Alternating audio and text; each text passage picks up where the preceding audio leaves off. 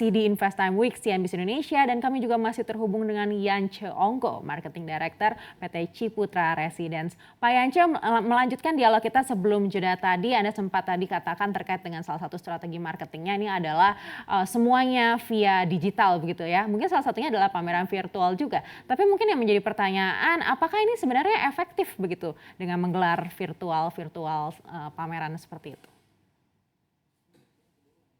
Ya, memang kalau di marketing itu kita yang paling penting memang adalah leads management ya.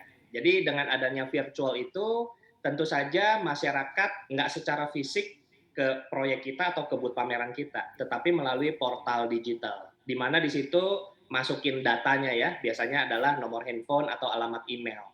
Nah, setelah itu memang yang paling penting adalah jangan sebatas itu. Karena customer journey-nya, istilahnya adalah customer journey-nya ini harus kita pastikan.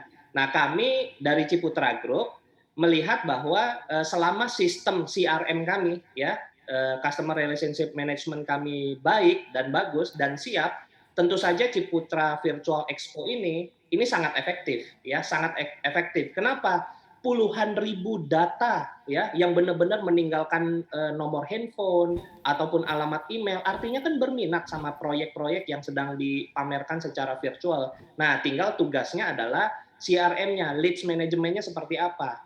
Kami bisa mengukur, ya, kami bisa memonitor, dan kami sudah memiliki platformnya yang lengkap. Misalkan kalau untuk komunitas ya, kami memiliki komunitas pemasar hingga 8.000 orang yang kami namakan adalah Citralink. Ini baru komunitas pemasar secara digitalnya. Lalu yang berikutnya adalah kami memiliki sistem namanya sales monitoring system untuk memastikan semua data yang masuk. Misalkan Mbak Anneke masuk ke virtual expo kita ya, bisa dicoba di www.ciputravirtualexpo.com sekarang, misalkan masukin data secara otomatis, nanti sistem akan masukin itu ke sales kita, ke proyek yang dituju. Lalu sales kita itu akan kita bisa petakan ya, dari manajemen kami bisa melihat oh jumlah leads-nya yang masuk hari ini berapa, yang di follow up berapa, yang dapat kontak berapa, termasuk conversion to kontaknya berapa. The conversion to kontaknya berapa, kami juga bisa pastikan dari kontak ini conversion to selling-nya berapa.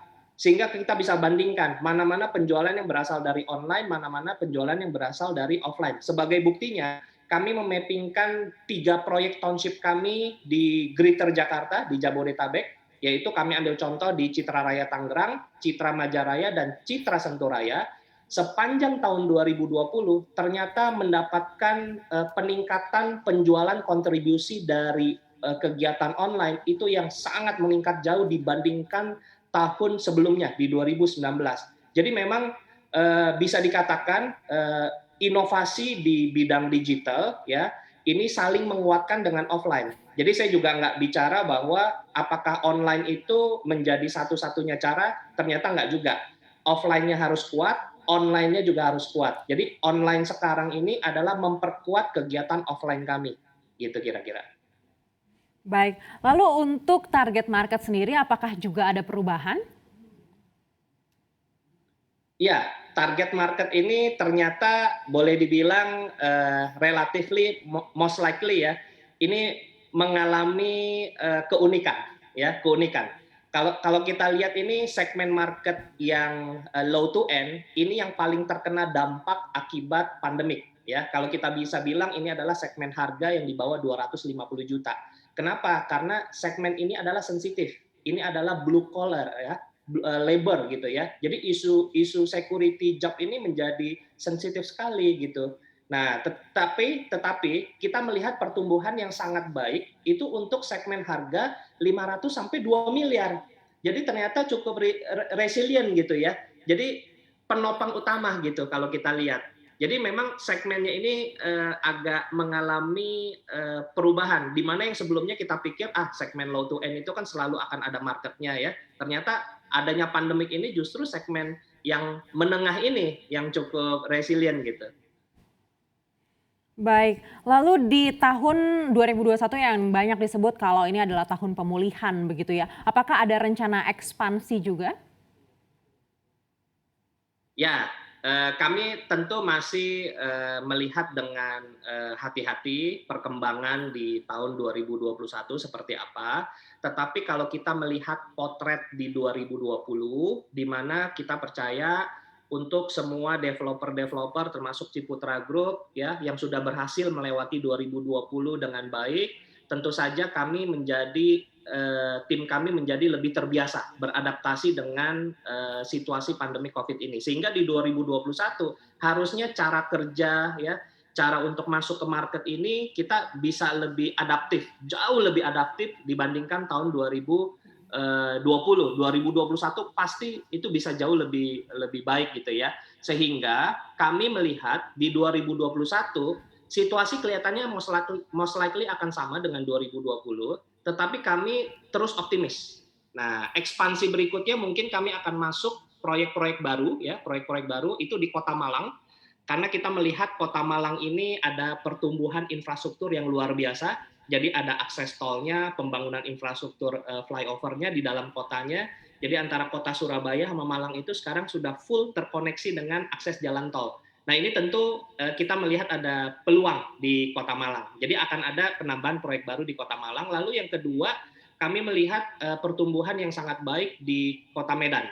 Ya, di Kota Medan itu adalah rencana-rencana untuk ekspansi proyek baru yang rencananya di 2021 ini kami akan launching gitu ya, yang kami akan launching. Tetapi kami melihat 2021 kami akan makin ekspansi itu di proyek-proyek existing dengan peluncuran klaster-klaster baru, tipe-tipe baru, produk-produk baru, sehingga di tahun kalau kita lihat dari historical pre-sales penjualan Ciputra Group di tahun 2021, kami memprediksi penjualan kami akan tumbuh ya sekitar 5,9 triliun di tahun ini.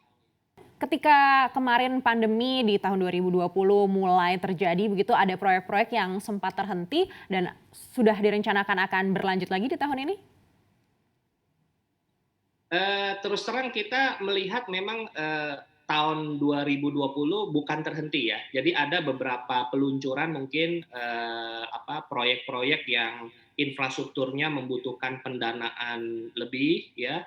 Sehingga kami coba melihat komposisi cash flow yang baik sehingga kami memanfaatkan infrastruktur yang sudah jadi di tahun 2020.